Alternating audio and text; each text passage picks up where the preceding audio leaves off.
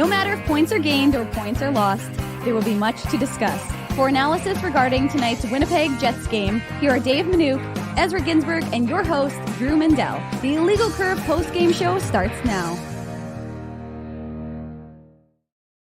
Good evening, Winnipeg. Good evening, Manitoba. For all those joining us live this evening on our YouTube channel and all of our social media platforms, we say good evening, universe, and welcome to the Illegal Curve post-game show. With Dave Minuk, I am your host, Drew Mandel. Mr. Ginsburg has the night off tonight, tending to some fatherly duties, the good dad that he is. Dave, they say all good things must come to an end. And for the Winnipeg Jets tonight, those good things were their 8-game point streak. The New York Islanders come into town and really put on a clinic, a surgical performance to defeat the Winnipeg Jets by a 2-0 margin, just showing you just how good they are when their game is on. Yeah, I think the word is suffocating. They really do.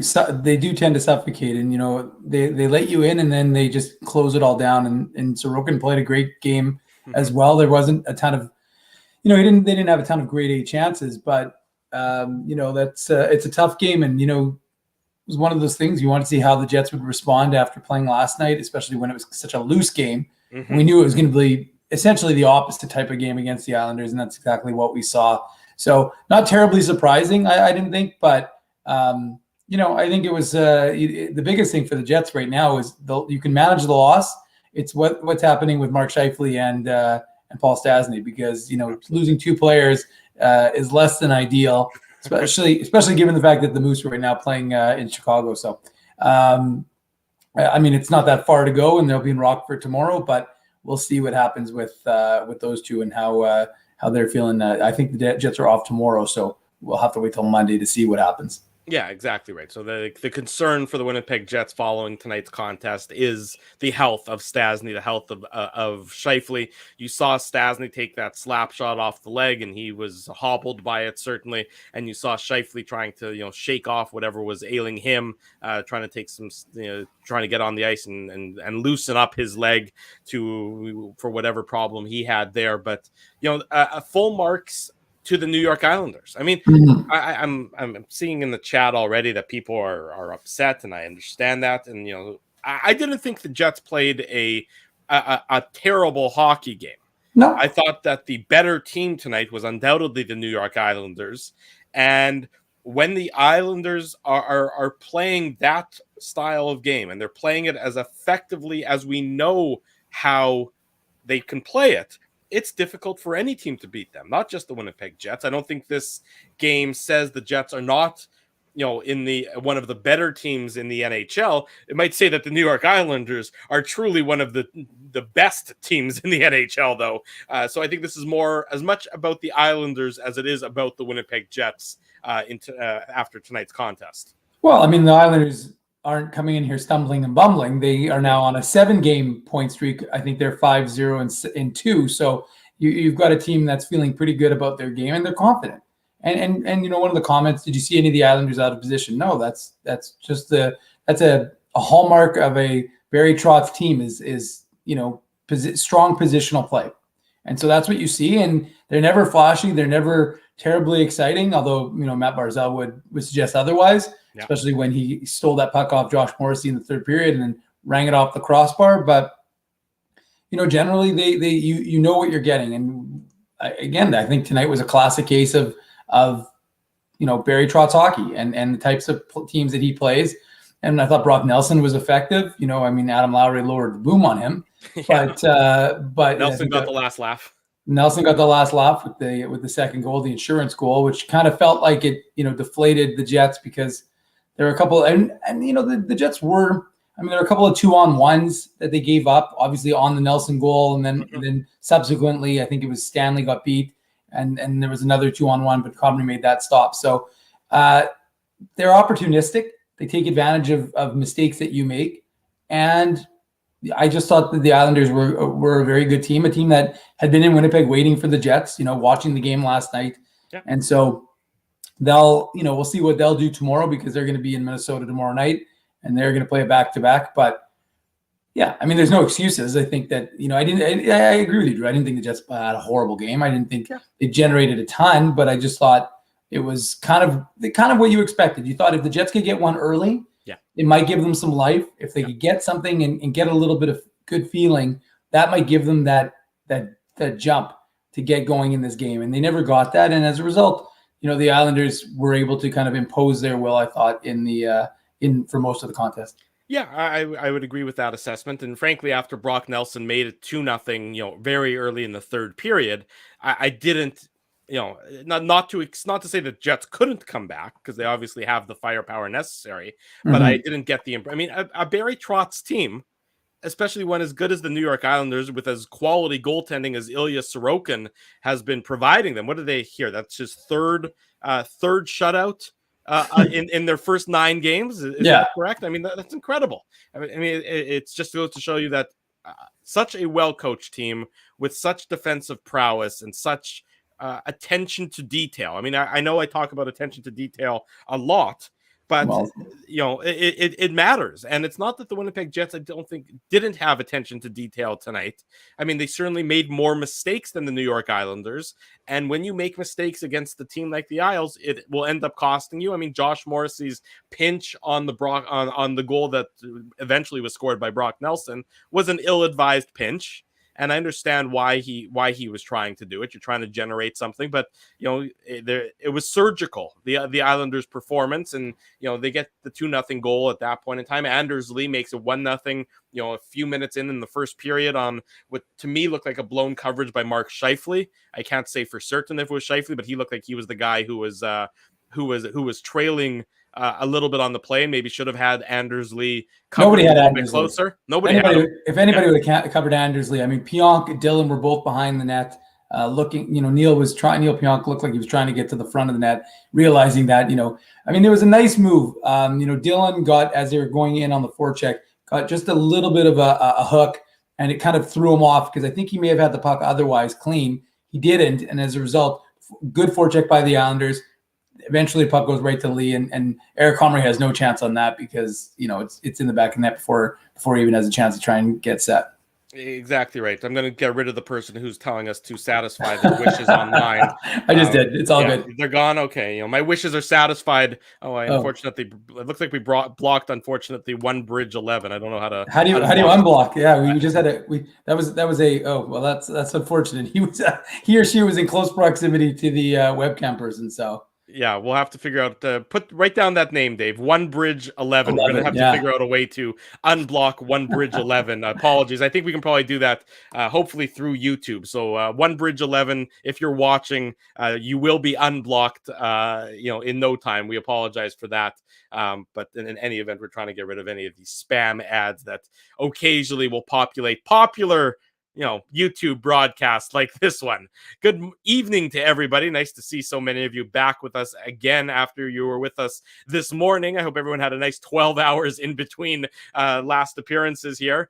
But this is the Illegal Curve post-game show. Drew Mandel and Dave Manouk with you here on this Saturday night, talking about the Jets' defeat at the hands of the New York Islanders. The Jets had a little bit of life there.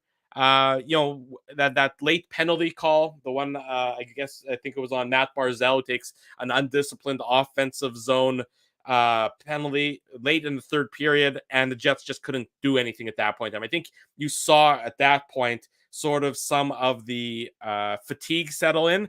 They couldn't settle the puck, Dave. They couldn't really gain the zone and establish the power play, even on that 6-on-4 situation that they had. I think that's really where you saw some of the fatigue. It's a hard game to play.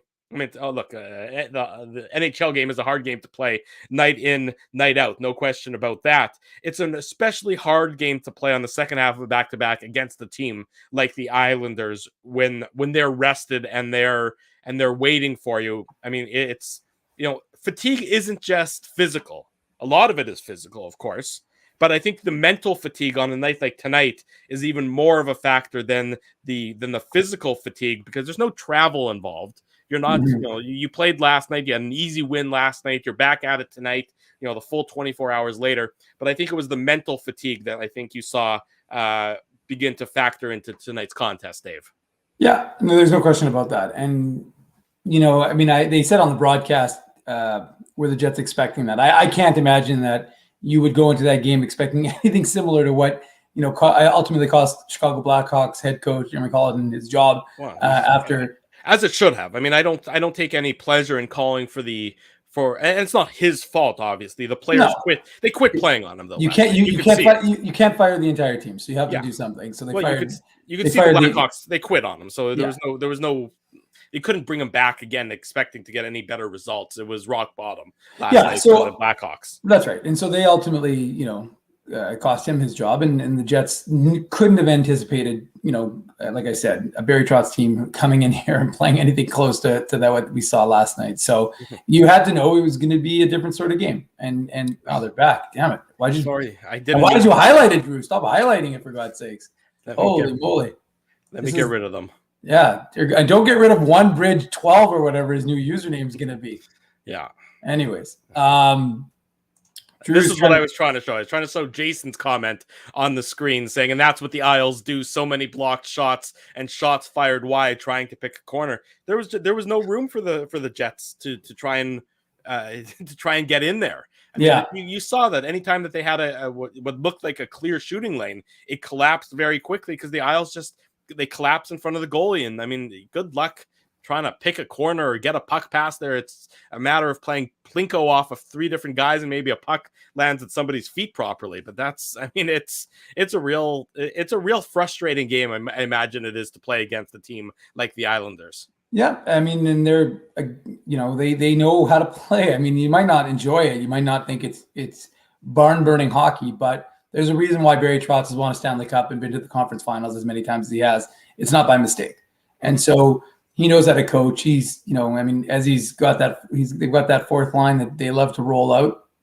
He's not afraid to use them pretty much in all situations. So I think, you just see the hallmark of a good team, and that's what these guys are. And, they had an unusual schedule. There's no question about it. No home games, obviously, on the road.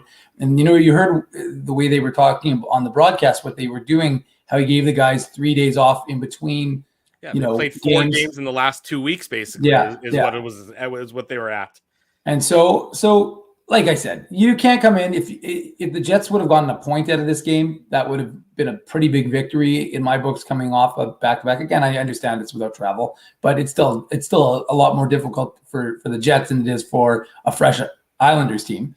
But I think probably the number one thing, positive that you would take out of a game, if you're looking at it from a glass half full sort of perspective, is, again, the play of Eric Comrie. I thought he was sharp once again in net for the Winnipeg Jets.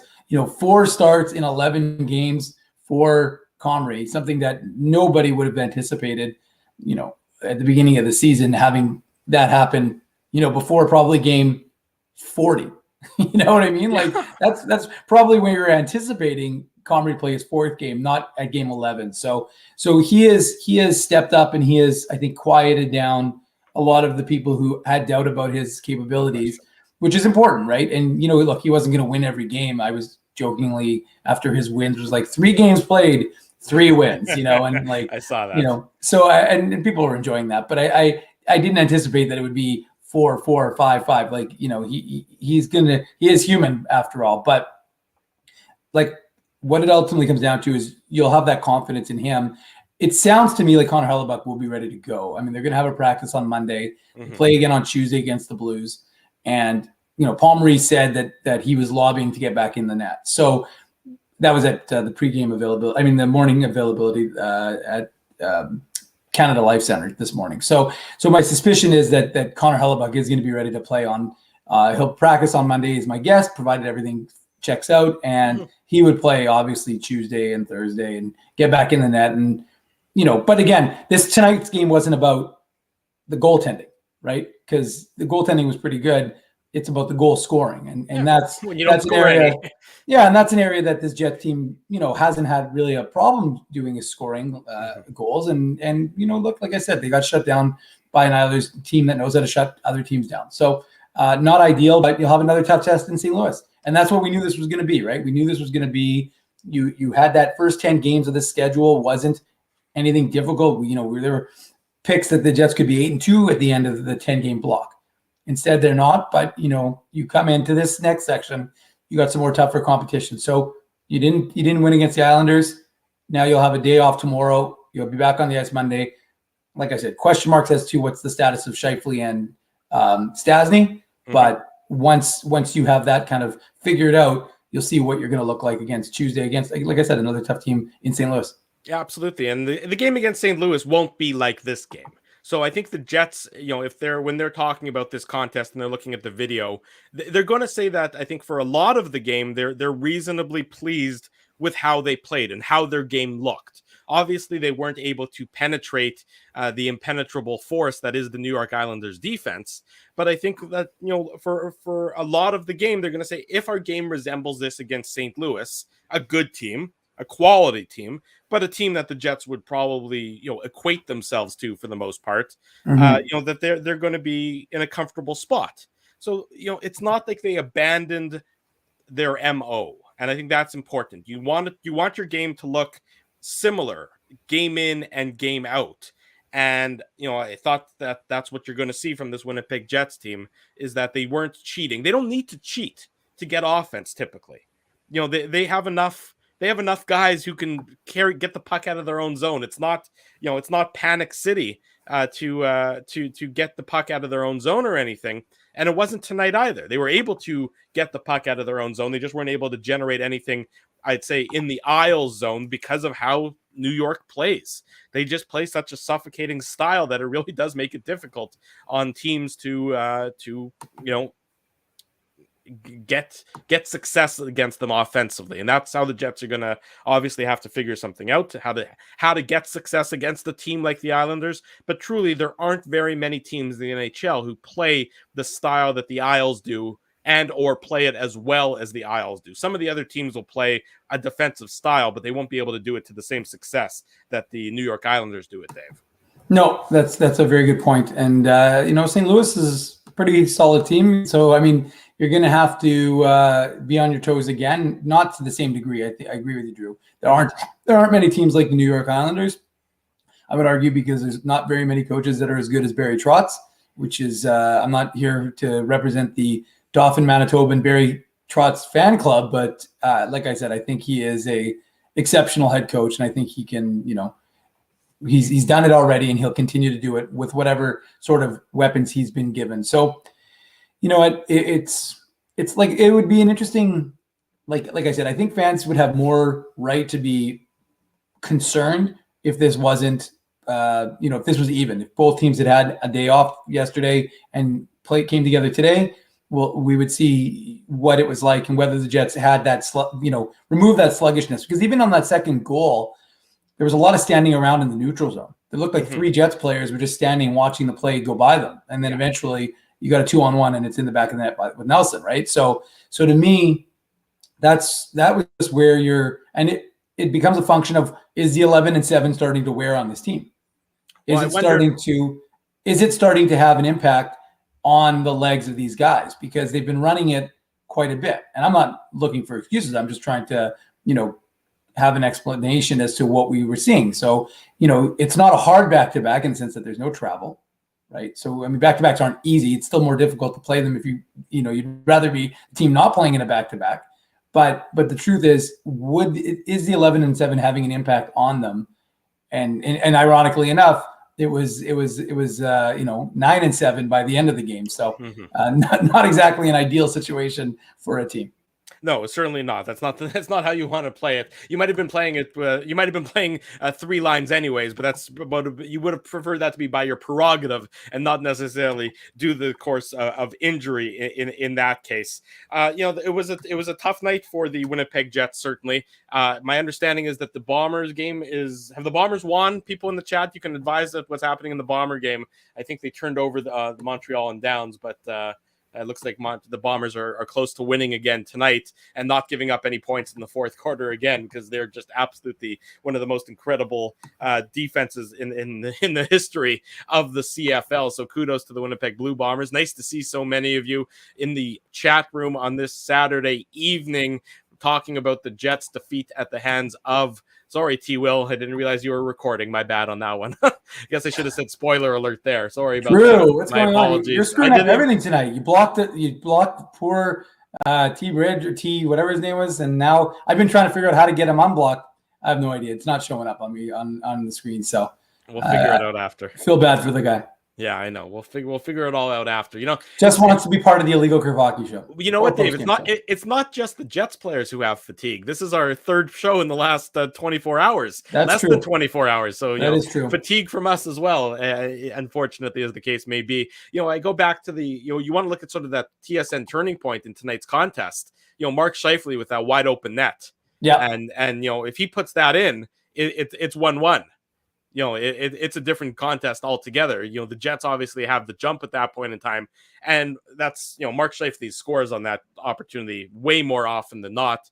And whatever reason tonight, he just wasn't able to find the twine. And it's it ends up not being the game-winning goal, but certainly a key factor in tonight's game. That miss by Mark Scheifele, and a guy who's, I don't want to say he's fighting the puck, but I think he's sort of, still trying to get his hands back, unless it's a shootout situation, of course, since the absence from the COVID protocol. Yeah, that was a big miss by him for sure. And like, you're right, Drew, that's 9 times out of 10, he would hit that shot. So that was a huge opportunity. It was a missed opportunity because it would have given this team probably quite a bit of life. So, you can lament that, but you can also, acknowledge that the Islanders had opportunities that didn't go into the back of the net for them as well. So, like I said, Barzal hitting the crossbar on the breakaway, there were plenty of opportunities that didn't go in.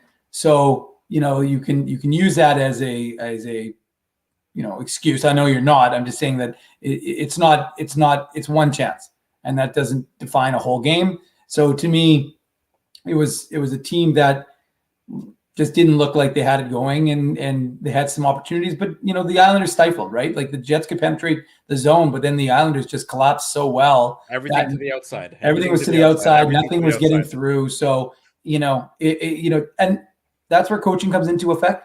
That's where you have to adjust your style. If it's not having success, trying the same thing over and over and over again throughout the course of the game isn't necessarily going to lead to success. Mm-hmm. So that's probably incumbent on Paul Maurice to do something different, to try and make some changes. And I know, look, he's had success, in the last 8 games.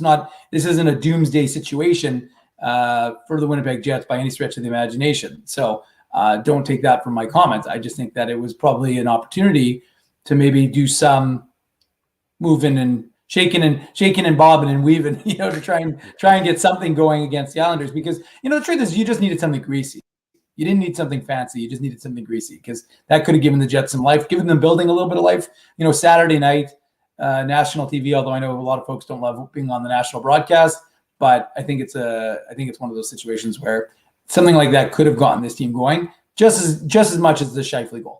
Yeah, you're absolutely right, Dave. And the Jets weren't able to generate anything. They end up dropping tonight's game by a 2-0 margin to the New York Islanders. They drop on the season to 6 wins, 3 losses, and 2 overtime losses in the course of their 11 games. And they're next in action on Tuesday, another divisional game. They've had success in the division so far. A big game coming up on Tuesday night as the St. Louis Blues make their first visit of the season here to Winnipeg. Let's take our break. When we come back, we'll give an update on Mark Scheifele. We'll give away some prizes. We'll do some more about tonight's game. We'll look ahead to Tuesday against the Blues. Much more to come. Stick and stay, as our buddy Hustler likes to say. This is the Illegal Curve Hockey Show, the Illegal Curve post-game show, to be exact, live on our YouTube channel and all of our social media outlets.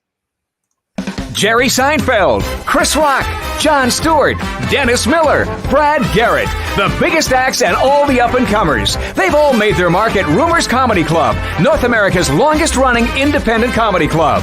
Rumors has kept Winnipeg laughing for over 25 years. When was the last time you laughed out loud? Make it a great night out with friends, or book your office or birthday party, even a fundraising event at Rumors. Get all the details and dates on upcoming shows at rumorscomedyclub.com. Whoa, Ezzy, why are you so happy? I just crushed 2 fresh Bagel Smith bagels with schmear. They're open on Jets home game nights until puck drop. Didn't you have Bagel Smith for lunch too? Yes, I did. What's your point? Come on, Bagel Boy, let's go to the game. Bagel Smith is Winnipeg's first and only Montreal-style bagel shop located at 185 Carlton Street. Visit bagelsmith.ca. He winds up. Oh! Looks like Ezzy took that one right in the choppers. A blistering fast puck hurts like HE double hockey sticks. That's why I let the pros at Linden Market Dental Center turn my yow into wow. Get your brilliant smile back with state-of-the-art restorative and cosmetic dentistry from real pros. And remember, always wear a mouth guard. Now that's solid on ice advice. Learn more at lindenmarketdentalcenter.com. Creating smiles for life. Boston Pizza, the perfect place for a drink. Or the new pickle pizza. Across from this guy, who's getting his fill of some classic cactus cut nachos. Next to some hockey fans that just saw a nasty OT winner. Boston Pizza. Enjoy some... What? Look at that guy. Just having a soak, eh? You do you. Enjoy some old fall favorites and some new ones, however you like, at Boston Pizza. For 3 generations and over 80 years, Tough Duck has been making apparel that works and plays as hard as the people who wear it. From jackets to work boots and everything in between, Tough Duck's clothing can handle the harshest environments, even the illegal curve hockey show. Work to live, live to play. Visit toughduck.com.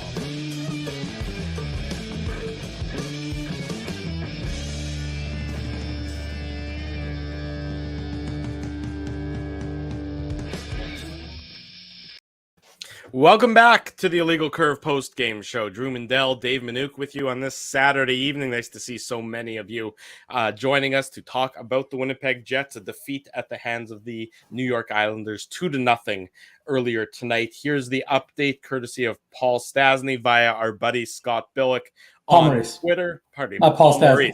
Paul Stastny. Paul Stastny's a little bit of a coach, so I mean, it's not a surprise that you made that error, Drew, but yeah, there you go. You know what I meant. Scott Billick, it was what Paul Maurice said. Mark Scheifele's status will be dictated by his swelling overnight.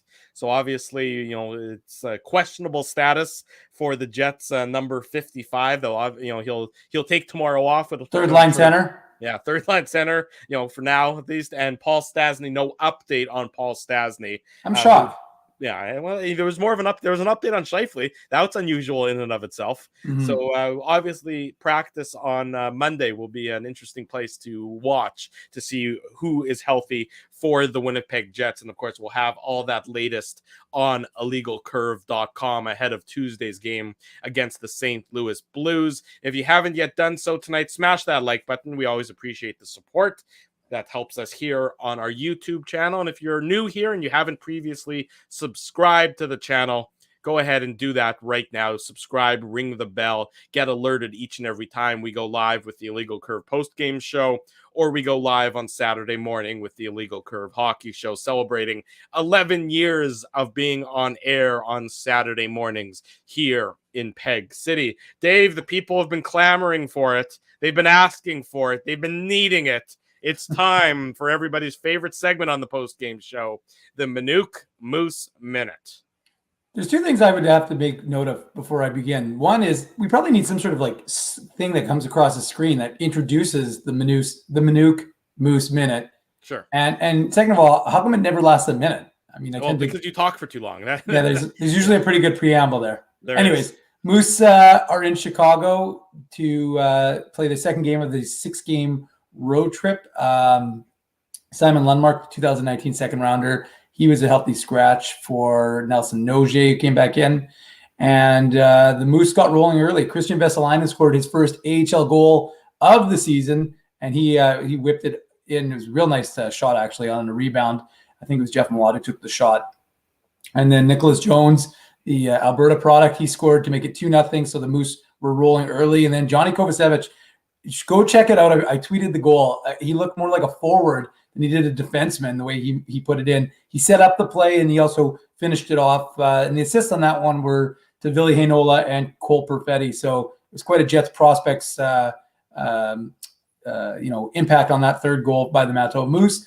Moose gave up a goal to make it 3-1. And then Jimmy Olney, the veteran, probably the lone veteran on their roster right now. I was going to say, that's a name. That's a blast from the past. Yeah. So Jimmy Olney scored his first goal I want to say in a while, actually, to give the Moose a 4-1 lead, which is where things last I checked was where things stood. So the Moose are rolling in Chicago. That's a good for them that they're bouncing back after their OT defeat in Milwaukee last night. And so they'll see if they can hold off and win it in Chicago against the Wolves, against their biggest rival, I would argue. And then tomorrow they'll be in Rockford. We don't know if all of the Moose will be in Rockford. Perhaps some will be boarding planes to get back to Winnipeg, although I suspect they'll probably let them play tomorrow. And then if they needed them, call them back on Monday.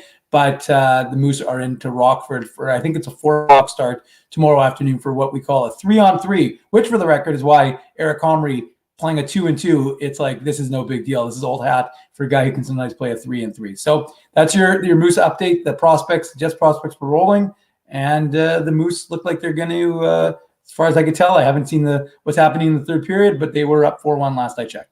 Well, there you go. Joe from Winnipeg is asking you, Dave, should he watch the Moose game? Yes. There you go. Simple answer like that. I see Earl James here on the screen has identified that the bagel anniversary is the 11-year anniversary. It's actually the steel anniversary, but that's okay. Nonetheless, Earl, because of that comment, you have won some bagels from our friends at Bagelsmith here in Winnipeg. Send me an email, drew@illegalcurve.com, or you can tweet me at ICDrew, and we'll make sure we get you hooked up with your prize from our friends at Bagelsmith, getting some bagels to get your Sunday off to on the right foot, or pick them up next week. Whatever you need, you can get some bagels courtesy of our friends at Bagelsmith. The Jets, Dave, next in action on Tuesday against the St. Louis Blues. What are you expecting to see on Tuesday? What are you looking to see on Tuesday as the Jets will try again to keep pace in the Central Division and have a good result against the Central Division rival? Well, I mean, they have to return to the way they were playing against previously. And, you want to play a little bit of a heavier game. I thought that the Jets laid off the body. They weren't. I mean, Adam Lowry had some good hits. Like I said, that thunderous hit on Brock Nelson, I think, in the second period, but maybe it was the first period. I can't remember. But the point is, I think the physicality sometimes helps. And, I think one of the comments, I just saw it in the chat, said, the Islanders have a heavy fourth line. Well, Jets don't really have a fourth line right now because they got two players on it. That's the Clutterbuck, Cizikas, Martin line that we have to contractually, even though Ezzy's not here, we have to mention that line because he talks about that line ad nauseum. Yes, and there's a reason why they've been together for 450 years at this point, right? Mm-hmm. They've talked about consistency, right? And they're, again, like I said, there's a reason why the New York Islanders go to the Stanley Cup, or the conference finals year after year, or are always a team with Barry Trotz that can do damage. So I think, to answer your question about what the Jets need to do against the Blues, I think they need to get back to playing a faster game. They seemed bogged down by the New York Islanders quite a bit tonight. And I think that's what they're going to have to do, is use that speed. Craig Button talked about it on our show, that idea of being, having speed and they're going to have to limit the mistakes, because they made mistakes today. And then when they did, they either got burnt by them or they almost got burnt by them. And that's not sage wisdom there. That's fairly obvious, but it's true. I mean, it's just one of those. I mean, hockey is a game of errors, right? Like, if you make a mistake, the other team is good enough to burn you. And so we'll see. And I think the Jets probably will have a little bounce. They must have bounced the way they were playing in front of Eric Comrie, because I thought, he was able to see there was a lot of, the one thing I did think the Jets did well is I thought they cleared the front of the net. So Comrie did see the shots. Yeah. I thought that was important, that element of what they hadn't done it so well, but I thought they did that well tonight. And, we'll see if they can do that. And again, a lot of this will be contingent on what happens with Mark Scheifele, Paul Stastny. Does that mean Christian Vesalainen and David Gustafsson get called up from the Manitoba Moose, on Sunday/Monday? There's a good chance. I mean, I would think David Gustafsson would be my next guy called up, in addition to Christian Vesalainen. He's probably feeling good, having scored his first AHL goal, even though he's already got an NHL goal this season. But, scoring for guys like that it's always a reward. It always makes them feel good. So we'll see if the Moose can, what is required from the Manitoba Moose while they're on their 6-game road trip. Well, what's interesting is, if these injuries if they're not serious injuries, and I don't think that either of them would be considered serious injuries, but if they're injuries where they don't allow the players to play in the next game, the Jets are really going to be a little bit in a roster crunch because of, they don't have very many moves left that they can make in terms of, bringing guys up, sending guys down, staying salary cap compliant and everything else. It's getting a little bit tight, and you might see some interesting cap gymnastics have to be played by the Winnipeg Jets front office, depending on the health of Scheifele and Stasny ahead of Tuesday night's game against St. Louis. And that's another sort of subplot that you're going to have to keep an eye on over the next couple of days as the situation unfolds within the Winnipeg Jets camp, Dave. Yeah, and I think I said at the beginning of the season, and Donnie Boy, as much as we love doing this show, even though time changes, tonight, yeah, we're not going to be doing it an hour later or an hour longer. Sorry, that's as much as I love it. We got to make sure that illegalcurve.com gets updated in time. Otherwise, people will get mad there. So, well, also I got to make sure that the Illegal Curve marriages don't collapse. That's also very important. Yeah. No, I mean, now I've completely sidetracked myself because we were talking about the show. We're talking about salary cap. Salary cap. Yeah, no, I was going to say is at the beginning of the season, one of the things I said was Larry Simmons is going to be worth his weight in gold, the assistant general manager for the Jets, who's in charge of cap. And it's definitely going to be something that you have to factor. I mean, one of the storylines they talked about on the broadcast tonight was the idea of the St. Louis Blues asking for cap relief. Now, that was with respect to COVID, and the NHL basically said no, which, again, at this point, you can't do it because it's too late. I mean, it's not fair to make an exception now.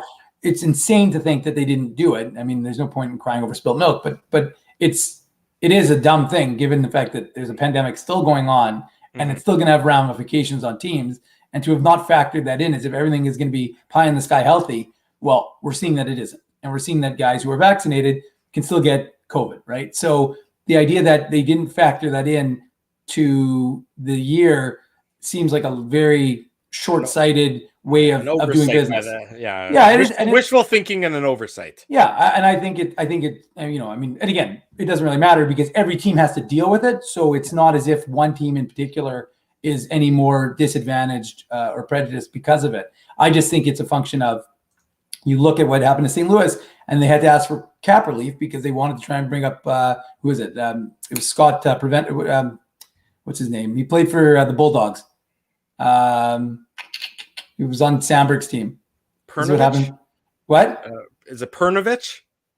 Yeah, it's something like that. I don't know how to pronounce it. I only know Jets Moose in the prospects. I can't focus on other teams. But yeah, I don't think we're pronouncing it 100% right. But anyways, the point is that that's who they want to bring up, and they essentially couldn't because they didn't have the cap space to do it. So yeah, I mean, you're right, Drew. It does make for a there it is, Scott Perunovich. There, thank you from Justin. There, I know. I knew the name. I just didn't know how to pronounce the last name. I didn't want to butcher his name. So you just threw me under the bus. I did throw you under the bus. I did know that he was a Bulldog, and that was about it. But anyways, the point is that he's been doing very well in their AHL system right now, and they wanted to call him up. They couldn't do it because of their cap, situation, and that's going to be something that's going to be potentially could be a factor for the Jets. Now, of course, we don't know the health of either of those two players, so it could be that it's a moot point because they may need IR. We don't know what's going to happen. Who knows? But anyways, we'll see.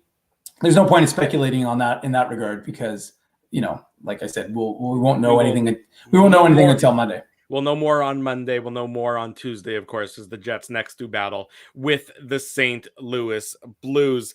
Jets dropped tonight's contest by a 2-0 margin, as we mentioned, to the New York Islanders. That's it for tonight's post-game show. We appreciate everybody joining us here on this Saturday night. We'll let you get on with your evenings, whatever fun you have in store for you. We do always appreciate your support, though. A big thank you to you, for all of you, for joining us, and to our sponsors who make this show and the website a possibility. Rumors Restaurant and Comedy Club, Linden Market Dental Center, Zappia Group Realty, Bernstein's Deli, Tough Duck, Bagelsmith, Boston Pizza, Seagram's, and our newest sponsor, Rolly's Transfer. Support these fine businesses because of their continued support of Illegal Curve Hockey. If you haven't yet done so, on your way out, smash the like button, subscribe to our YouTube channel. That way you'll get alerted each and every time we go live here on our YouTube feed for the post-game shows and on Saturday morning. One final reminder, if you haven't yet bought some IC merchandise and you want to buy some and get it delivered before the end of the month, you have to do so before midnight tonight.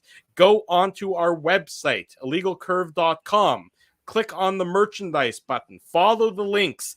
Get your way to some last-minute IC merchandise, like our buddy Ty and LeBrokery said in the chat. Go right now.